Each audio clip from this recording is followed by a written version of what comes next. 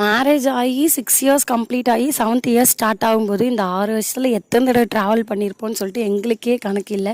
அந்தளவுக்கு ஏதோ once monthly once ஆச்சு எங்கன்னா போகிற மாதிரி ஏதோ ஒரு சுச்சுவேஷன் வந்து அமைஞ்சிரும். ஸோ பெங்களூர் டு பாண்டிச்சேரி இல்லை நான் கோயம்புத்தூர்னு சொல்லிட்டு அங்கே எங்கேன்னு அலையிறதே வாழ்க்கையாக போயிடுச்சு. ஒரு வழியாக வந்து புதன்கிழமை காலையில் 11:30 மணிக்கு மேலே பெங்களூரில் பஸ் ஏறி நைட்டு 7:30க்கு தான் வந்து ஆற்றுக்கு வந்தோம். நடுவில் வந்து ஒரு 3:30க்கா சேலத்துக்கு முன்னாடி கிருஷ்ணகிரி தாண்டி வந்து லஞ்சுக்காக ஸ்டாப் பண்ணாங்க.